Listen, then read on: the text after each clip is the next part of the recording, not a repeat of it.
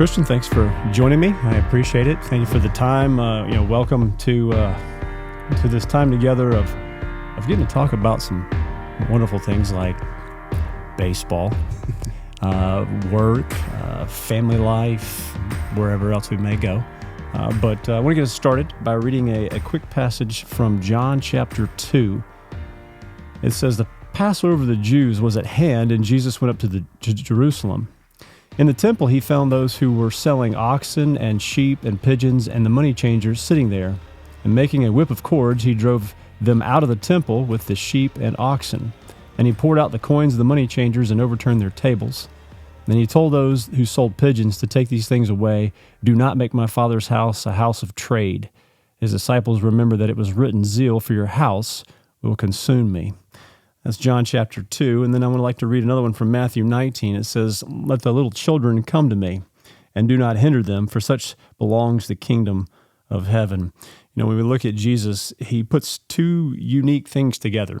Obviously, Jesus is very God and very man, but Jesus puts together tough and tender. Now, we usually don't put these or pair these together. A lot of times when you're talking about tough or tender, we don't tether these together because you either fall to one side or the other, typically.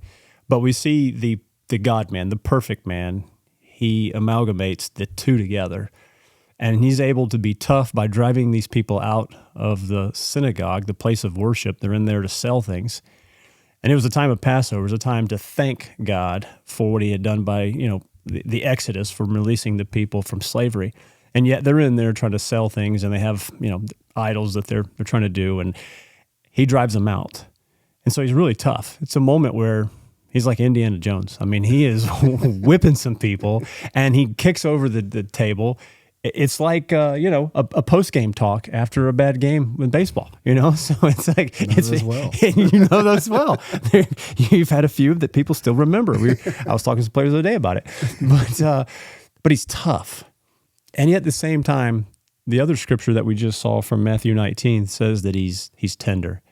He says, "Let the little children come to me." There are all these people wanting to come to Jesus. He's healing people, and his disciples say, don't let those kids go to Jesus. Bring the other people to him. And he rebukes his disciples, said, "No, bring the little children to me. The kingdom of God belongs to these children." So you see him putting the two together. And I say that because that's the unique aspect of Jesus, but it's also our calling as men too, to be tough and tender. And we tend to vacillate between the two. And usually a lot of times we go to one extreme or the other. And I'll just be transparent. I played Hoya baseball, and we ate, 16 penny nails for breakfast. That's what we were told to do, okay? Galvanized nails, that's what you're eating for breakfast. And that's all we did. And I loved it. I was a hard guy. I was like, I'm gonna drive. I got competitiveness. But then you get married and you realize I can't talk to my wife the exact same way as the other guys in the locker room. It's not good, because your marriage is going to end quickly if you do that. Yes. So you have to learn this tenderness that's not in our typical nature. I say all these things because when I think about you, I think about a competitor. I think about a guy who is tough. I never played with you, but I have heard guys tell me stories about playing with you and how ferocious you were on the mound. When you came in to pitch, it was like, oh gosh, who knows what's going to happen? This could get crazy. But the question I have for you is, where did you get this competitiveness? Where did it come from? Was it innate, inborn? Or did you get taught this kind of way of life? Or did you catch it from seeing someone else? How did it happen in your life? Yeah, no, I think fundamentally it comes from my dad. And seeing him in everyday life, obviously I didn't get to see him in the competitive nature and on the field, things like that. I got to see some old film that we got to crank up on a reel. Really dating him there. But, wow. Where did he go to high school? He went to Pebblebrook High School. Pebblebrook, nice, He's okay. an Ableton guy. County family all the way through and through. Yeah. But no, watching him attack every day, but not only from the standpoint of work and in life, but parenting us, not having the willingness to lose in any aspect. That was, something instilled, I think, from his dad as well, who he, education-wise, only had a 7th grade education. But one of the smartest human beings I've ever met in my entire life. My dad inherited those traits as well. We call that street smarts. Yeah, exactly. But yeah, no. So I think, the competitive nature came to me and it was instilled in me from my dad and translated into multitude of different things in regular life on the field.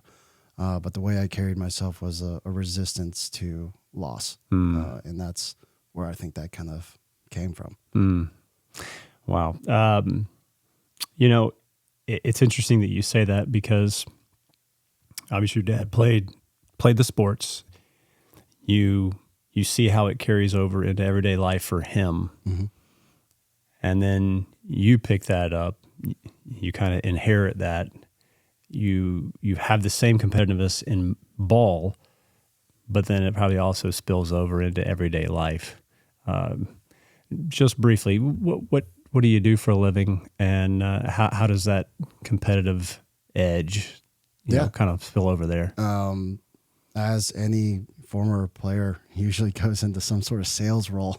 I'm a regional sales manager in cybersecurity, and so I solve complex problems that have a very stringent need for cybersecurity, and the sales aspect keeps me competitive on a day-to-day basis. So I can see that. It translates. No, I guess it does. Well, thank you for what you do on the cybersecurity. I'm sure that helps our federal government quite a bit. It helps them out. But no, I say these things, I ask those questions because, I've had the wonderful opportunity to be able to coach with you now for several years. Well, likewise. I don't know how many years has it been? 4 or 5. 4 or 5 years, something like that. I think 4, actually. Okay, 4 years. 4 years. And yeah, you've always been the pitching coach, and you were always dealing with those guys who think differently than the rest of the guys on the field, but you had a way in which to talk to them, but you also had that drive that you instilled in those guys. The other cool aspect of it is there were times where, maybe there's a few bad calls here or there, and, it may have lit your fire, and you needed to voice your opinion to the umpires. And a couple of times, maybe, you've here's the line, maybe you just got your toe over it a little bit, and the guy didn't like it, so he sent you packing. I think I still have a video of you making the long walk from Marietta. Oh, the Marietta Hill. And Micah still likes to talk about the fact that you were sitting in left field when he was sent out to play left field as a PO, and you're back there talking to him. But I do love that competitive edge, and I think we would both agree that Harrison Baseball engenders, it cultivates that aspect, even in guys who may have not been that competitive, a little bit competitive, but they get there and it begins to send them to another level. And then those of us who may be categorized as Navy SEALs, because we're so intense about everything, it just takes us to a whole other level. When did you play at Harrison, and who did you play for? That was 2006 to 2010. And so Coach Elkins was the head coach there at the time. And then Coach Story was my pitching coach. Wow. So how would you describe Coach Elkins? Because, some of our people watching and listening to this, they've heard things. Some of them maybe have experienced those things. And so maybe you can touch on, just how you might describe him as a coach and how that really influenced you. Yeah. I refer to Coach Elkins as the maker of men. I think we all kind of come into high school thinking we know everything. I was a very competitive person on the field, thinking I was kind of, the big man on campus on our respective teams and things like that. You get humbled really quickly about buying into the Hoya program. But he demanded respect, and he had a very disciplinary way he went about his business that once you complied, it made sense and it clicked. But it was very much so, we're going to do it the right way. And above all, anything else, you can be the most talented. There's a certain way we play baseball here at Harrison. And I think that was learned early on. And it took me a freshman year of running a lot to realize that. But when I did, it's never left me, and it has stayed with me until today as a coach on the other side of the ball. What are some of the phrases or terms or sayings that you can remember him, instilling in you guys when you were playing? And I'm sure there's maybe a couple you can think of. Yeah, well, the things that we probably can share. Let's. Now you're really putting me on the spot. I know he used to always say, "What's today?" That was a question he used to ask guys. I know for the last 7 years that I've been at Harrison, "What's today?" And those guys would answer, and it was great because, the early Christians used to do stuff called catechisms. They'd ask a question, and then you could give an answer, just so you could learn. You had the mental furniture to understand the faith, and that's what Coach Elkins was doing. He probably didn't use that word, he didn't know it, but he was catechizing these baseball players. He was indoctrinating them, and he would say, "What is today?" And he could say it any time, right? He could ask that question any time. Do you remember what the answer was? Most important day. Yeah, today is the most important day, Coach. Every single time. And then he'd ask, "What matters?" And guys are like, "Everything matters, Coach. Everything," But it was a way of teaching guys. Question and answer. Isn't that wonderful? Because you still remember those things from when you played for him, and you still remember them now after he's retired and you're coaching. Pretty cool tidbit, though. You said a minute ago your pitching coach was Coach Story, who's now the head coach. What's it like? That's a favorite question, isn't it? Veteran on Harrison. What's it like? What's it like? Shout out to Coach White. yeah, that's right. What's it like coaching or playing for Coach Story and pitching for him, because you were a pitcher, and then now coaching with him? Yeah, well, one, I'm very privileged and honored to coach alongside of him now. Yeah. But, we talk about how stern and everything Elkins was, but Coach Story was kind of my outlet as far as a relationship base goes with a coaching staff. And he really poured into us day in and day out, just as much as Elkins, just in a different way. And so he was kind of there as kind of your stand, and things could be going really wrong in the eyes of Coach Elkins, but we always knew they had our backs in both fronts. And so it was really cool. When he called me and asked me if I wanted to coach with him, I mean, it didn't take me long to think about it. Yeah. One, because I love the program, but two, knowing that he was going to be at the helm, it was a no-brainer for me. Yeah. Well, if I can backpedal for just a minute, I played for Coach Elkins, but he was the assistant coach. He wasn't the head coach while I was there. I was there from 94 to 97. And he was the good cop. Coach Power was the bad cop, as it were. It's a circle. Yeah. Can you see what's going on here? And so if anything was happening and you needed somebody to talk to, you went over and you spoke to Coach Elkins. And he was like a really good friend. He would talk to you about anything, listen to you, ask questions.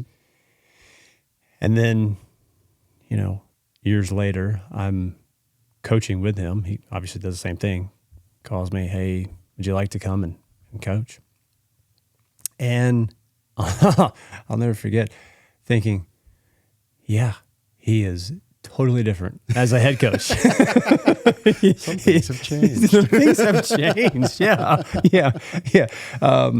And to be fair, there's a a lot of years there where he was coaching and he was carrying this thing on his back by himself.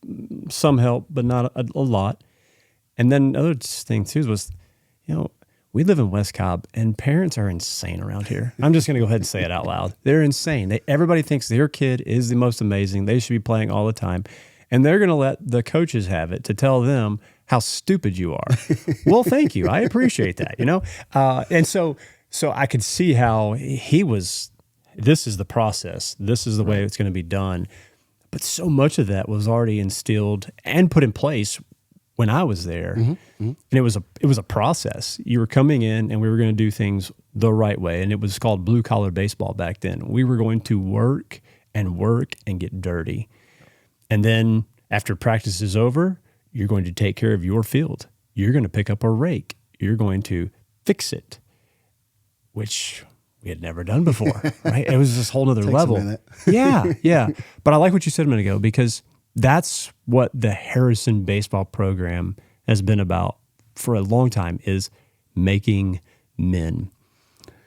So let me ask you this. You play in 2010, and you're one of very few people, only 2 teams after 35 years of the school being open, that have won the state championship. Take me back just a couple minutes and tell me what it was like for that season. What was the team like? And then how did it all play out towards the end of the season? Yeah, no, I mean, one, it's crazy how it ended. It's not where we went into the season thinking. But if you kind of want to look at it from the high level perspective of where this kind of came together at the right moment and made this happen, there's a couple of different factors, right? One, the coaching. Coach Elkins and Coach Story, even our assistant coaches elsewhere were integral to our success. And having strong leadership there was the reason why we were able to go where we went. Second part was really the program. And I say that because we had leaders in years before that taught us Harrison baseball, that pushed us to be better and elevated us with them. My sophomore year, we were the number 1 team in the nation, got bounced in the first round. Second year, picked to be in the finals, to be one of the last ones standing, bounced in the second round to the same team that we lost in that first round.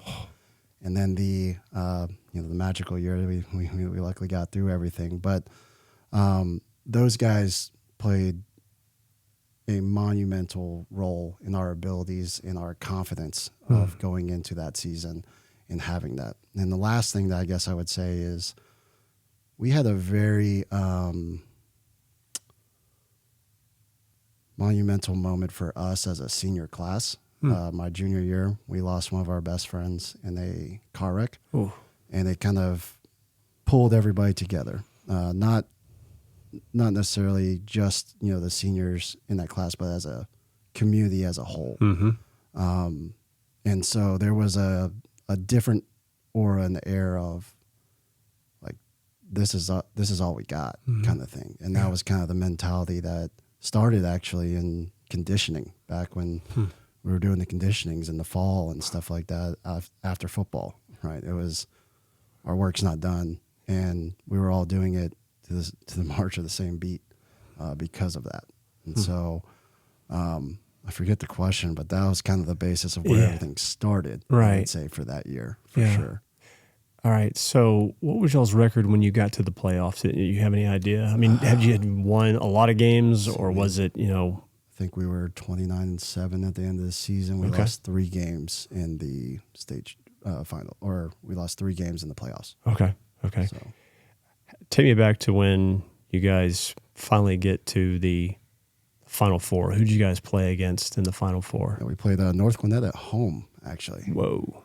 Okay. And it was an event. And what was really cool, and I don't know if you were there, I didn't know you at the time, but we got to see a lot of alumni come. And I specifically remember Josh Maynor, Kerry Sheldine, Ben Suter and them being at the game. And Josh Maynor coming up, and he had a ring on, and he was like, "Go get you one of these." And I was like, "Ooh, buddy, I want one." But even before that in the playoffs, we were not picked to make playoffs, I don't believe, by the MDJ. In fact, Coach Elkins in our junior year, the banquet at the end of the year, his closing remark said, "You have the potential to be average." It's kind of a gut punch there and a gut check there for our team. We were like, "Whoa, buddy, the potential."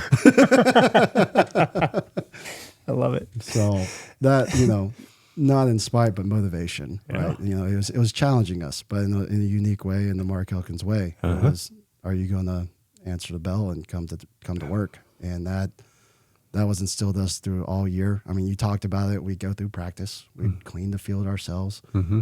But our group, every day, was in the cages afterwards. And I know you know that feeling, throwing a million balls, but we pushed Story and Elkins to the limit, accomplishing one thing, and that was just to win.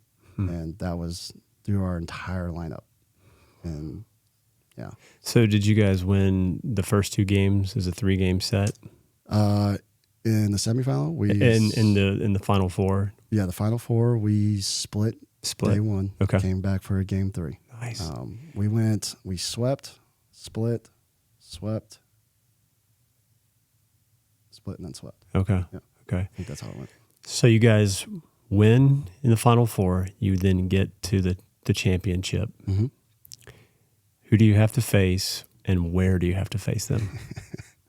We have to play Big Bad Lassiter at Lassiter on that gorgeous field over there. I've got a lot of friends that were on that team. Definitely not picked to win, especially on paper. We were up against Georgia commits, Duke commits, Tech commits, you name it, up and down the lineup. A lot of those guys got to go on and play a lot longer than I did in pro ball and stuff like that. So, on paper, we had no business, being there in the state championship period. And they had, if I remember correctly, they swept throughout the entire playoffs.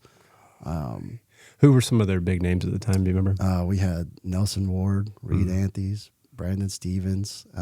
Gosh, I can go down the lineup. Yeah, sounds like it. Oh my goodness! I remember this. Shout out to Bo Wellborn, be at the wedding later on this year. Wow. Yeah. So it was a Stephen Janis. He played for a long time. They had they've always had a dynasty at Lassiter. Oh yeah. It's I was sitting here the other day having a conversation with someone, and in '95 was the first time that Harrison ever got to play Lassiter. Oh, wow. And we played them at Lassiter. I was a starting pitcher against Scott Prather. No way, Scott. And we went head-to-head. He was a senior. I was a sophomore that year. We went head-to-head, and it was a pitching duel the entire game. We got to the bottom of the 6th, and I threw one wrong pitch, and the guy put it in the trees. And we lost 1-0, and we had Suter behind the plate, Everett at short. We had Patterson in the outer field. We had a stacked team. But it was that year is when it was like, what are these rednecks from West Cobb doing? Like, they're actually not bad. They're pretty decent, because that's what you're basically saying is like, hey, it was a David and Goliath type thing for you guys. You're there. It's 2010. You have no business being there. You guys are the runt, as it were. They're the giant. They've been sweeping everybody. They've got the players. They've got the names. They got great coaching. Coach McMurtry was a great coach. So what happens when you go to Lassiter to play them? Because you're going on their turf. This is huge. And there should be like fear deep in y'all's bellies. But what was happening? Because you obviously were able to use that fear as a motivation. I think we kind of took that the whole year as the underdog kind of story for us, especially being called a team that has potential to be average. Yeah. But there's 3 moments in the year that really shaped our confidence in what we could do. The first one was actually, at I think the Georgia Dugout Club, first 6 games of the year. Yep. We got to go play Lovett. And we walked onto that campus and we were like, well, Harrison is really nice, but they don't look like this. No. But we were down, I think, 5 or 6 runs, something like that, with 2 outs. and we came back and won that game. It was incredible. And that was just like we were like, oh, that's a fluke. Wow, can't believe we came back and won that. Yeah. Crazy. We had a lot of fun on the ride home, but we then fast forward for we're down against Etowah, and similar scenario where, we have to come back, and we end up with, in the last inning, scoring like 7 runs, win 13-11. We had some major home runs and things, just momentum right before we go into the playoffs, where it was like, oh wow, like this is kind of special. Yeah. And then we go down to Valdosta, and Valdosta we go down 4-0 without recording an out, and choice words being said in the outfield, as outfielders do. I'm really mad about situations, and it was. We finally get out of that inning. We're down 4-0 in a very crazy environment. Team got to go down the lounge, so they experienced what sports and baseball is like down there. But so we're running into the dugout. You met Austin Neely. Austin Neely was one of our leaders on the team as well. And in Austin Neely fashion, he's like, "We got him right where we want him, guys." And like, you wanted to hit him.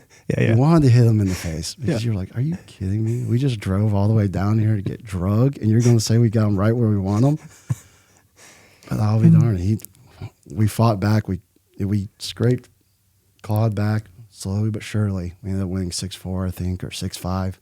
Had an amazing catch in the outfield to solidify that win in the game 1.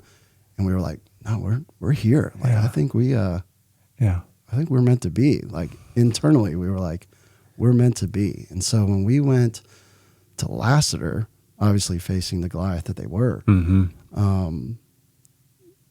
the feeling was different for us. I think there were some nerves before the game, but there was almost a quiet confidence. It wasn't, there was a different confidence on the Lassiter side, and it showed during in and out. And I was like, oh, man, that's smooth. But we had this different almost thought process. Nobody had to say anything. There was no rah-rah speeches. There was, you ready? Let's do this. And that's kind of how we took the field. So I'm sure you guys were somewhat familiar with the other players on Lassiter's team. You probably played summer ball with them. I mean, that's what we Astros team. That's what we did. We always knew those guys. I mean, I've got a guy who's going to be coming soon to do this podcast, and he was in my wedding, and he was a catcher for Lassiter, and we were best friends. But when you step on that field, you hated their guts. 100%. You were ready to go to battle. So it sounds like as you guys walk through that season, there were little pieces of hope and encouragement that you guys realized we can do this. You started believing in yourselves, even when all odds seemed to be against you guys. You weren't favored. For sure. On paper, no business being there. And yet, there's something inside of all of you that says, no. Just like Austin says, we got them right where we want them. It's kind of like Muay Thai. Muay Thai is this art of using the opponent's weight against them. So they're kicking, they're punching, but you're looking for those opportunities to use their weight to counter so that you can then use them to get them in a position that you want them in. So you guys play Lassiter at Lassiter. How many games did it go, and what was the score? Yeah, so first game actually got rained out. We got halfway through. It was a 1-1 game, so game 1 got washed. And so we had to go back home and revamp and get ready for day 2, which was another doubleheader. Game 1, you know what? I think we won 7-4, which was a very interesting game. There's a lot of ups and a lot of downs, but I feel like we were pretty even kill the entire time, which was great. Game 2, I wish I could tell you I remember it. I feel like I kind of blacked out a little bit on the mound. But pitched that game. I think we won 3-1. And people talk about zones and different things that you get into. I think the entirety of our team was in this mindset of blinders, right? And I know Coach Elkins talks about this story a couple of times, but there was a rain delay, I think in like the 4th inning of game 2 of that day. And me being me pitching, I was like, I mean, normally after a rain delay, they yank us. Yeah. I'm like, I'm going in the corner, I'm putting my headphones in, and you're not going to be able to tell me that I'm coming out of this game. And we go, I think it might have been the 5th inning, but Gonzo actually gets signaled to go down and start warming up.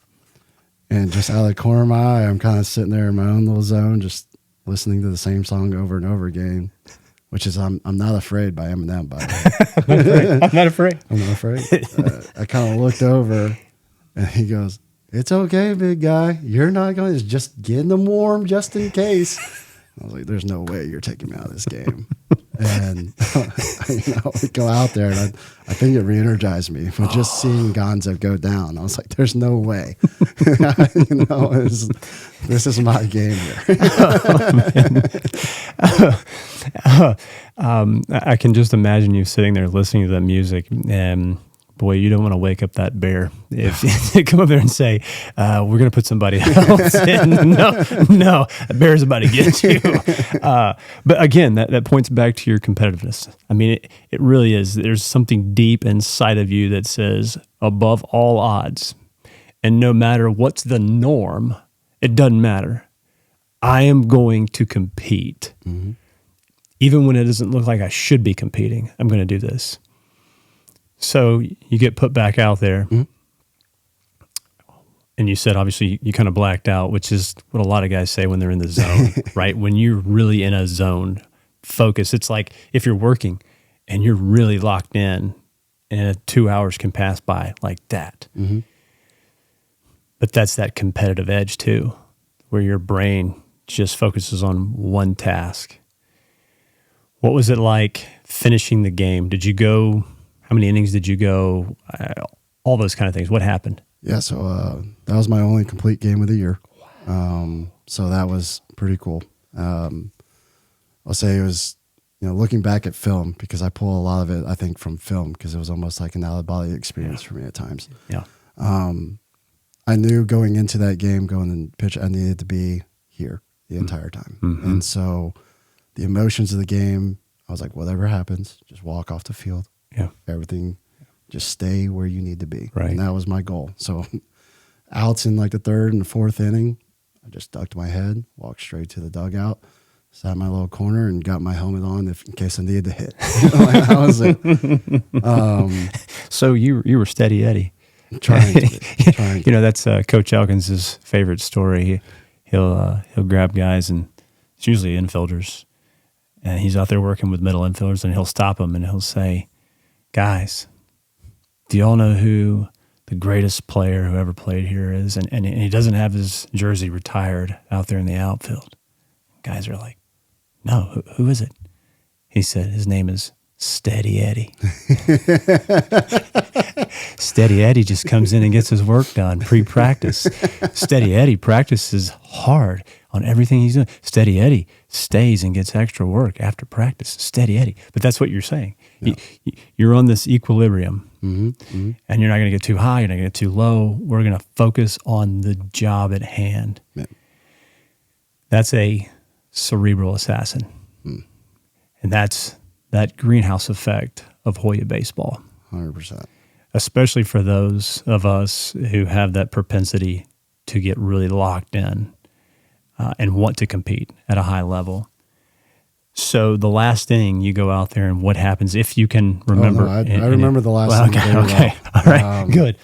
So I get the first 2 outs pretty quickly, and then the last out comes kind of fruition, and I think there was a foul ball, and I'm like, wow.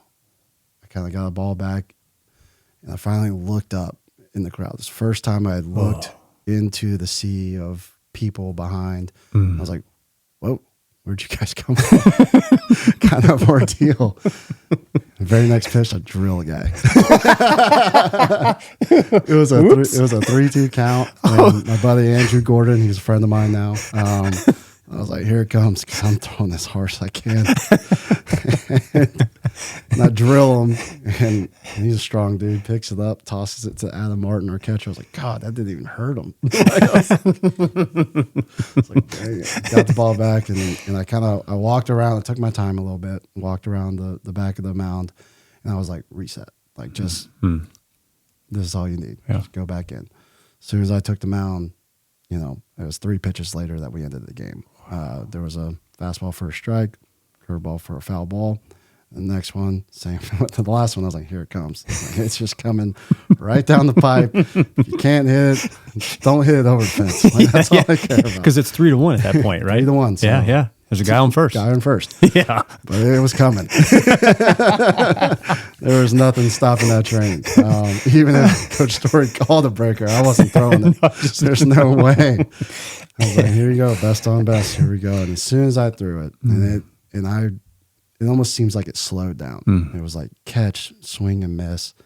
But I saw Adam Martin kind of pull away as like a punch, and that was when sound came. It was like electricity kind of in my brain. There was so many things going on. Normally, like a regular pitcher would, he'd probably run to the catcher and hug and everything. Yeah. The only thing I could think of was taking finally and releasing, just took my glove, launched it, and I think I hugged our first baseman first. Like, he was the first person I saw, and then it was a dog pile from there. And the very next thing that I remember was actually Cole's story. It's kind of, we were rolling out of the pile there, and I'm like right there, and I see Cole, and he's got this huge smile. It's incredible, but that's the first thing I saw out of the pile was Cole's story. Which is also kind of crazy now, full circle, that I see him, I'm looking up to him. That's wild, isn't it? Yeah. God. Man. Okay. So you guys win. You're the state champions. You're the second team in Harrison history to ever win state. 98 was the first team. What's it like after those next couple of days and weeks and months? What's it like for you as you think about the fact that you just went through the most amazing season of your life? And high school baseball is so different. I mean, it's a whole nother level of ball. What was it like for you mentally as you come to grips with, we're champions? I don't think I really ever came to grips with the fact that I was a champion. I think I relive moments with my friends and stuff like that of the sequences that led up to that event. Yeah. But we never really talk about the state championship. We know we did it. Yeah. But it's the stories all come from things that led up to it, and kind of the memories and moments that we had together in that sense, in the locker room, and things that we did outside of baseball. I think that's the beauty in that is, we eclipsed that peak, but all of us didn't rest and say, here we are. And we've all done very successful things in our own endeavors, but I think it's always been, all right, what's the next mountain kind of thing. Well, it's cements you in history and in a family, right? Because you guys are all on the board. You got your names out there. People know who you guys are, what you did, right? But like you said, it creates this family that you guys can see each other, and all of a sudden it's like, you haven't seen each other in years. Hey, what's happening? What's going on? And it's like a brother. It is a brotherhood for sure. And I think that's the wonderful thing about sports. It just offers a whole nother level of life and motivation and coming to grips with failure and then working hard to overcome that failure. It gives you so many of these opportunities to learn life lessons. That's why I encourage as many people as possible, play sports in general. If you can play baseball, definitely do it because it is a humbling sport. What happens after you graduate? Where do you go to college? Do you go play? What happens there? So I went to college for football. Yeah. So and then the AD asked me to play baseball, walk onto the baseball team. And then from there, I bounced around every school in Georgia chasing the dream of baseball. Ended up in my fourth school, and last school in college was Georgia Gwinnett. Yeah. I had some stops in North Georgia, Georgia Perimeter, back when that was still a school. Yeah, I remember that. That was where I had to transfer to go to JUCO, so that I wouldn't lose a year of eligibility. Back before the portal was That's cool. right. I was the portal kid before portal was You were cool, the man. portal. Where's my NIL money, man? Yeah. Like, this is crazy. I invented this. But then, so I got done playing my college baseball career at GGC.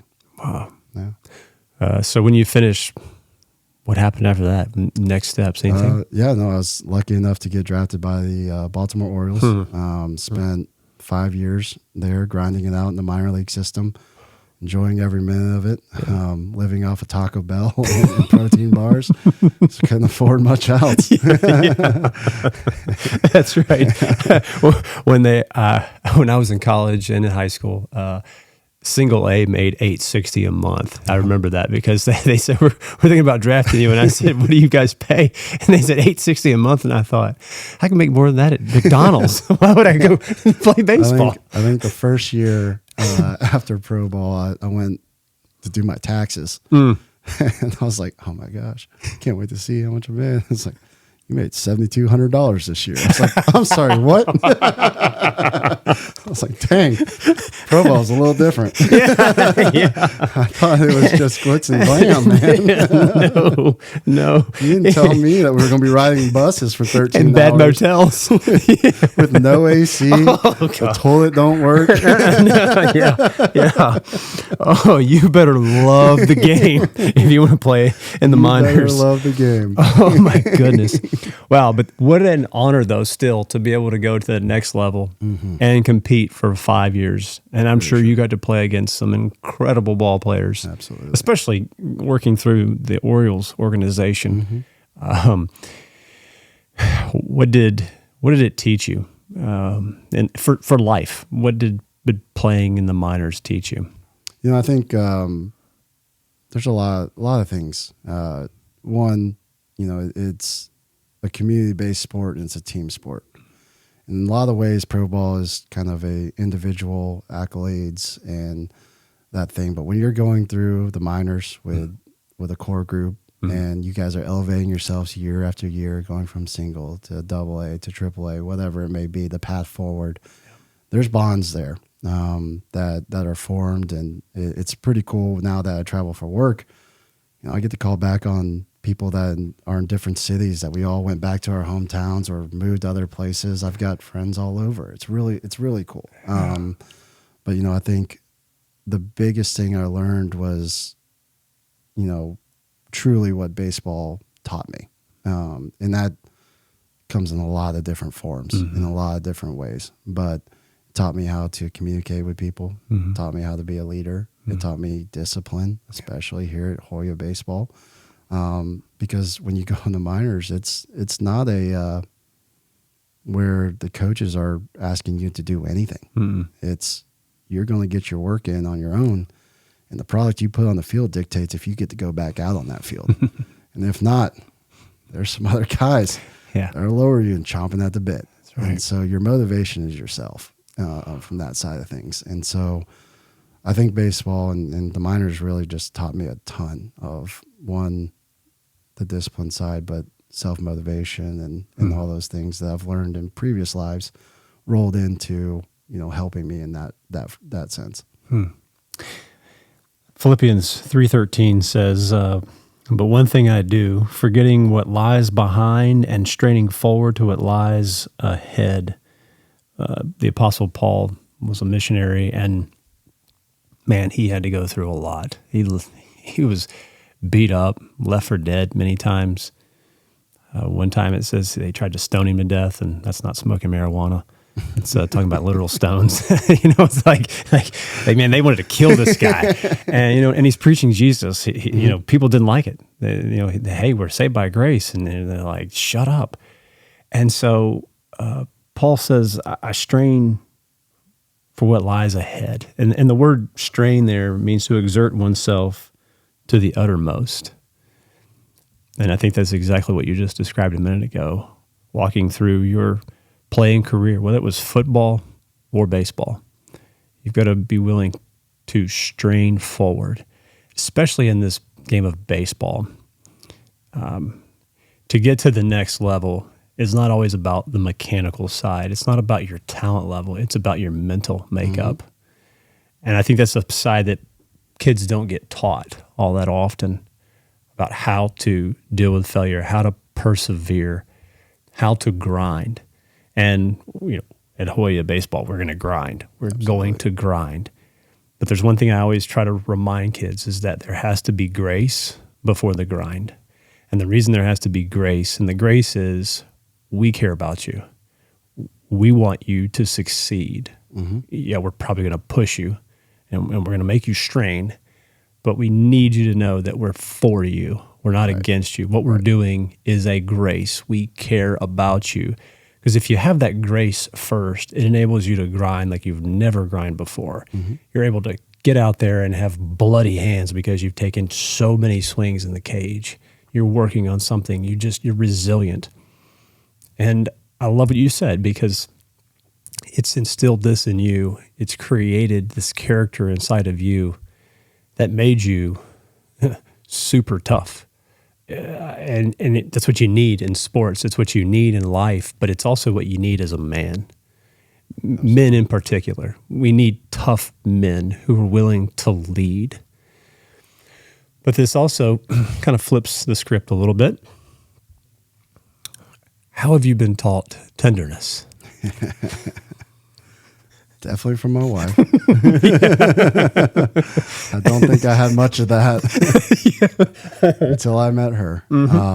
Shout out to you, Kaylin. I love you. Yeah. Watching you be a mom is the most amazing thing that I've ever witnessed in my life.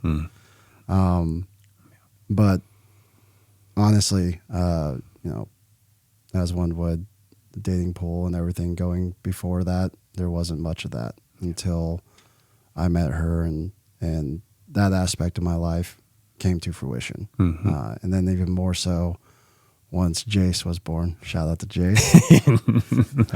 I love it. He, your capacity for love, your capacity for just your gratefulness to be in that moment and a part of his journey now is something that's taught me a lot. I mean, now I'm crying at dog commercials and stuff like that. That wasn't a thing before, man. Usually just turn the channel. Now I'm hooked in. I need a tissue. I'm so empathetic with everything. I don't show it in the coaching landscape, but it's definitely at home. It happens.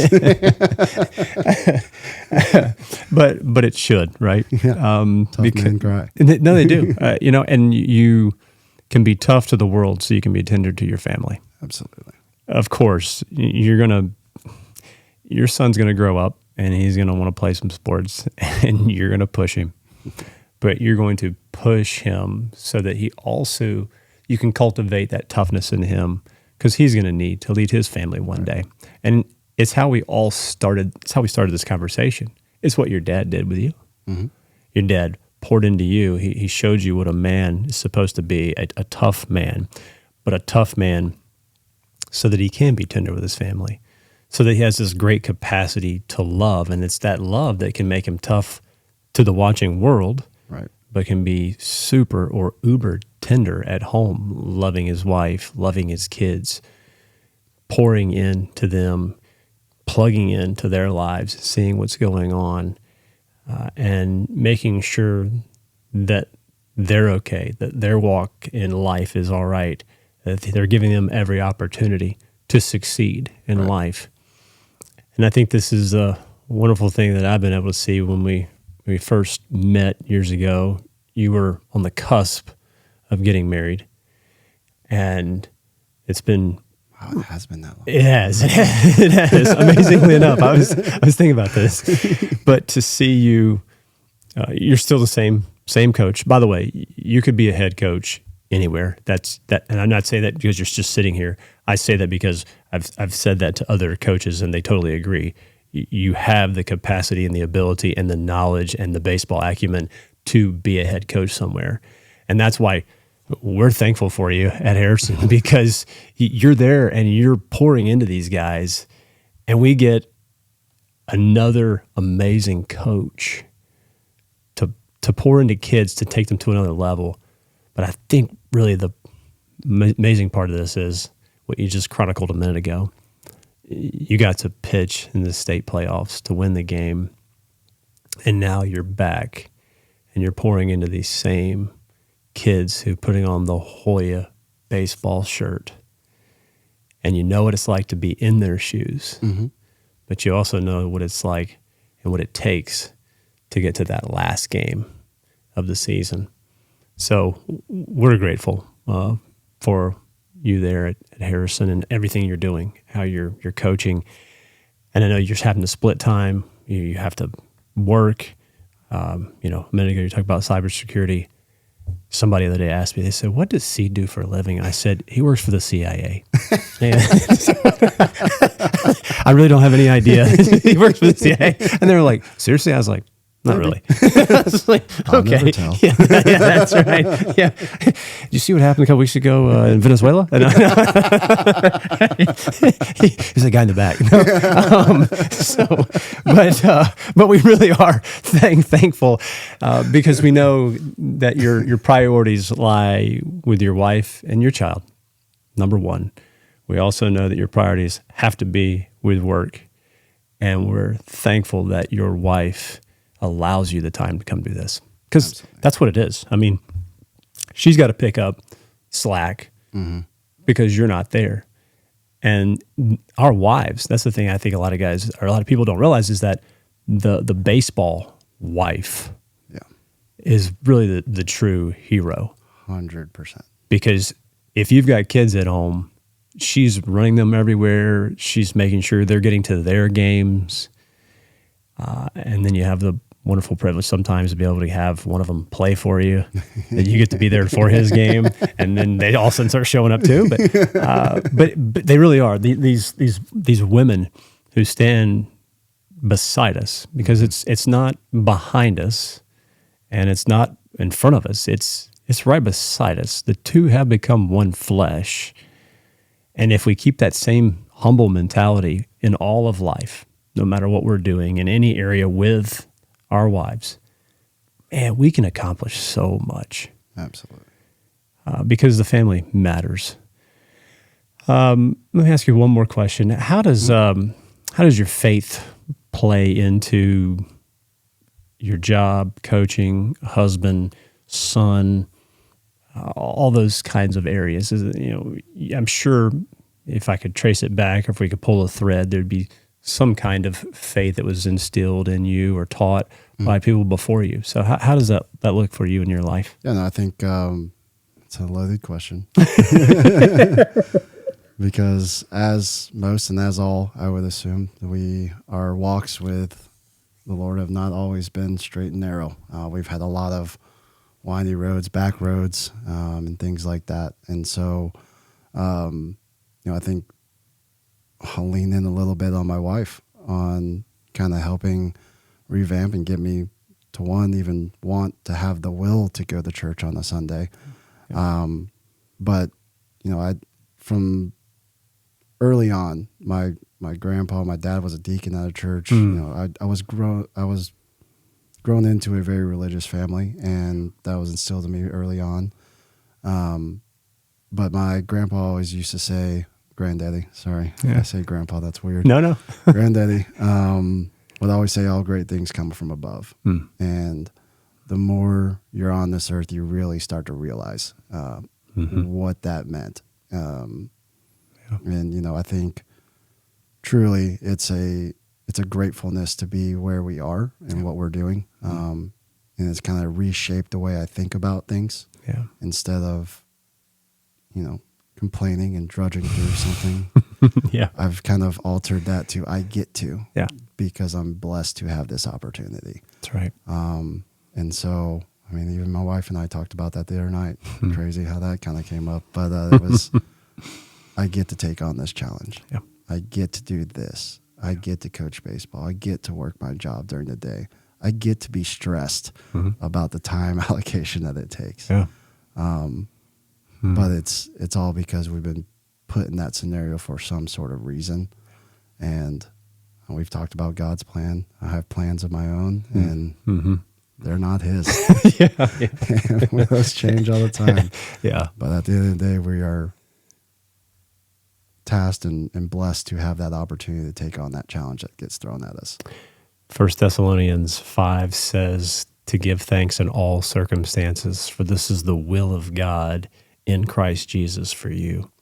So people have asked, what's God's will for my life? As a pastor, I hear it all the time. What's God's will? Well, the Bible actually says to give thanks in all circumstances, for that's the will of God in Christ Jesus for you. And that was written by Paul. And again, he went through a horrible life, and yet he was still giving thanks in every situation, whether he was in prison or he's in a palace having a wonderful meal with someone he's sharing the gospel with. He had that, again, you said a minute ago, that equilibrium. He had that homeostasis because he had that relationship with the Lord that kept him balanced. I'm much like you. When I was in high school, I didn't go to church. My parents did, and they wanted me to, but I didn't. And then when I went to college, it's like, I don't need any kind of religion. This is goofy stuff, And if I'm being very transparent, I just didn't want to be white and from the South and be a Christian. Because back then, this is a long time ago, it just seemed small-minded, right? And I thought, those people with those infinitesimal minds, why do they have to be so narrow, right? And then I went off to college, and I've said this before, but a friend of mine who was my locker mate, Adam Everett, took me and had me speak with a guy from Athletes in Action, and the guy shared the gospel with me, and I thought... Is that like a FCA type thing? Yeah, it's kind of like FCA, and I said, this is stupid, whatever. And I was thinking the whole time, though, as the guy told me different things and showed me passages in Scripture, and I'm like, okay. But it kind of made me mad. But that anger fueled me to start doing a little bit of research. Mm-hmm. And I didn't want to just look at the Christian faith. I wanted to also look at other faiths. Really? Yeah, because I thought that there's a plethora of religions out there, right? So go get your cornucopia, open it up, and see what's in there so that we can just start pulling out some things. And that's what I did. I looked at Buddhism. I looked at Hinduism. I looked at Islam. I read the stuff. I actually went and had meetings with the different people. I wanted to know. Wow. Again, and maybe this is just the arrogance and pride in me. I don't know. Or maybe it's the Hoya baseball way of, I need to know the truth, and I need to do it the right way. And I remember checking out Buddhism and Hinduism and Islam, and I thought, man, these are some good faiths, like as far as what they do, what they teach, and they're very helpful because it's about helping man to flourish, right? And it was a transition phase where I'm going, this is kind of wild. And then I got married, and my wife and I would occasionally go to church. And then something big happened, and that was my first son was born. Mm. And great kid, by the way. yeah. But it struck me. I was like, what am I teaching him? And I want to give him these options, these things, the stuff that I know. But what do I believe? There has to be something that's true and right. And that sent me down the journey of, holy cow. Yeah. I'm actually, I think I'm a Christian. This is crazy. I had no idea. That's an incredible. And the Lord uses all kinds of different means and methods for people to come to a saving faith or an understanding of Him. And, I started reading this thing because I wanted to understand. I would have never said I was a Christian for a while because I just felt like it was small-minded. But here's the thing, what I found out was in Buddhism, there was an eightfold path, which was pretty helpful, right? So you work your eightfold path, and then you get your nirvana. which is your heaven. Okay. All right. And so I was like, I'm up with that. You know, Yeah. I like this idea of heaven. Islam had 5 pillars, and you had to do these different 5 pillar steps. The problem was I read the Quran, and Allah was a little capricious at the end. He could change his mind on you. Oh. And so if you did all those things and you got before him, he could still say, I don't like your haircut, so you're out. And I know it's being a little facetious there, but it was. If you read the Quran, it's like there's no certainty. There's no assurance of salvation. And so I thought, ugh. And then I looked at Hinduism. And Hinduism believes in karma, you know, so you die and you are reincarnated until you pay off your cosmic debt, because it believes we all have a debt because we all have sin. Okay. And so it was like, yeah, I can see that. But the thing was, when I looked at Hinduism, I thought, I've done some really bad things, like really bad stuff that I don't want anybody to know about. Okay. And so. You're not coming back as a tree. No. And to be, not to be too crass, I thought, man, I'm going to come back as a slug or a snail, and some 5-year-old kid's going to put salt on me, or, like I've done some bad things, right? It's not good. And then the 5 steps of, or the 5 pillars of Islam, I was like, I can't. And there's no assurance if I do all these things that he's going to welcome me into it. And then Buddhism, and I couldn't get past a couple of steps. I kept falling. And then I thought in my mind, well, Christianity is just, you got to keep the 10 Commandments. You got 10 steps. And I'm like, holy cow, I'm definitely not doing this one. I can't get past number 1. Have no other gods before me. I really love baseball. I don't know about this. But then I had an older friend say, yeah, but did you read what came before the 10 Commandments? He said, turn in the Bible to Exodus chapter 20. And he said, read what it says. And it says, the Lord says, I am the Lord your God who brought you out of the land of Egypt, who saved you from the tyrannical master Pharaoh, who had enslaved you. And then he says, and now that I've saved you by grace, here's the 10 Commandments. And it was in that moment that it clicked for me. Holy cow, Christianity is something completely different. We're given grace first, and we can't earn it. We can't do any steps to earn our heaven. Mm-hmm. We're given grace first, and we're given 10 Commandments to give us guardrails on how to live a flourishing life. And you turn to the New Testament, Jesus says, I am the way, the truth, and the life. And you're thinking, it's through him. The Old Testament says that Adam and Eve sinned in the garden and the door was closed. We got kicked out of the garden. How do we get back into the paradise with God? And Jesus says, I am the way. I'm the door. Come through this door. That's all you got to do. So a minute ago when you're talking about wife and kids and how that's shaping and molding you today, it shaped and molded me, and it still does today. I'm thankful that the Lord has given me a wife and 3 kids that continually teach me things on a daily basis. Mm-hmm. But I'm also thankful for the opportunities that we have daily at Harrison. Absolutely. To learn from one another as far as the coaching staff.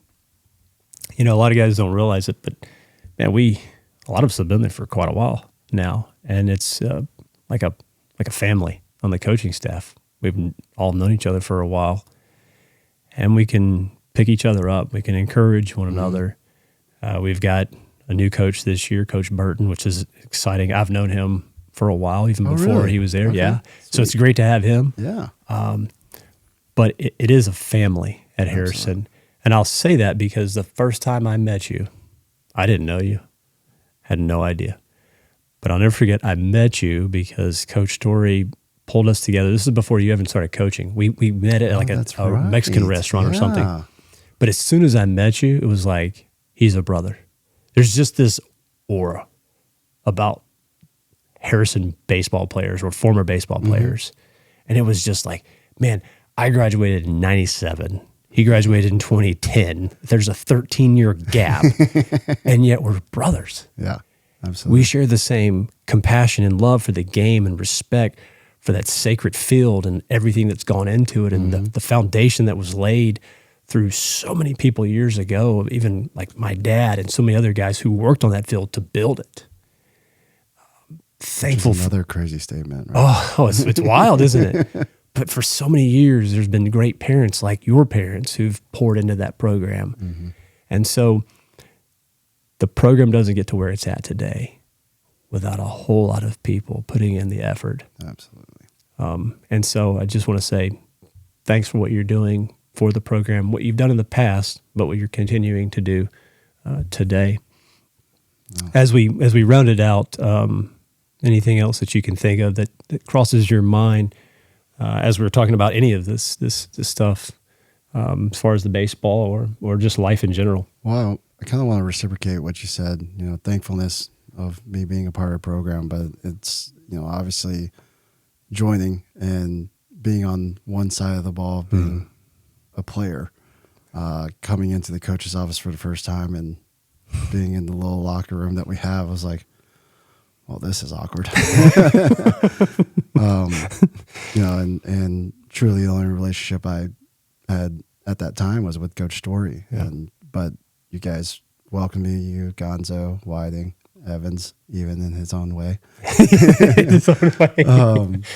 Welcomed me into, the fraternity of coaches. Mm-hmm. And it was a little bit of a learning curve I'd coached everywhere else, but being a part of a program that you get to make major impacts on individuals that come with you for 4 years, not just, half a summer or in this day and age, one tournament. Yeah, right? That's right. Yeah. It truly means more. Mm-hmm. And I think by Coach Story's wherewithal or whatever it may be, we've cultivated a great family and base in the coaching staff. Yeah. That I couldn't be more thankful. And that's what keeps me asking my wife if I can go back one more year. Every year. Just one more. One more. That's right. That's right. And it's truly because I do have an extended family within this unit, and there's a passion for what we do that I would put us up against any other coaching staff, not only just from a baseball standpoint, but from the willingness to do whatever it takes for our team to be successful. Yeah. It goes from the planning that goes during the day where we're getting updates from Coach Story. Mm-hmm. Aren't you supposed to be teaching? To me looking at the indoor facility and seeing the lights still on, knowing that arm is still cranking up. And Coach Knox is in that far cage, and you best believe it's going. Yeah. And then even in the summer, it's a commitment like I've never seen before, and that's why you want to be a part of it and give what little you can to hopefully make a major impact in somebody's life. Yeah. Because I know what of an impact it made in my life. Mm-hmm. And so just being able to kind of help any way I can on that side. Yeah. That's why, we keep coming back, I think. So thankful for you. Yeah. Thankful for Coach Story, Whiting, Evans, everybody, Burton too. Yeah. Amen. Yeah. I'm trying to remember. Yeah, that's right. Everyone. Everyone. Yeah. Well, people matter. Absolutely. There's no other. The greatest commodity of all time is people. You need to cherish and care for them because you've never met a mere stranger. You have to act like I'm going to know these people for the rest of my life, and you try to cultivate those kind of relationships because you want to spread hope and encouragement wherever you go, so that you build others up. We live in a world that wants to tear down a lot of people. And we've got to refuse that mentality, and we've got to be there to build others up. We could go on and talk about how you took a helicopter ride from Harrison once. That's why we wear a hockey mask now, while we're taking, the bunting. So we won't go there. But it is one of my favorite stories that I tell every guy during the fall when they come in and start taking bunting off the machine. Put the helmet on, or you're going to be like Coach Seed, take a helicopter ride to the hospital, knocked him out. And they're like, seriously? I'm like, yeah. Can we clarify that was in a game, though? That happened where I got hit? Yeah. It changed the trajectory of Harrison Baseball. So I did change something here. Yeah, you did. My name's on something. That's right. Yeah, that's true. Wow. Well, Coach Turnipseed, or as Seed, like we call you, grateful and thankful for this time that you would give to me. I know that I also need to thank your wife because we had practice. You need to get home. So I want to honor your time, but I also want to say thank you for the time. Thank you. And thank you for tuning in. We appreciate it. And we're praying for you. Please pray for us. If you'd like to support this podcast, take a look at the link in the description below. And yes, we need multiple exposures to the gospel. God bless.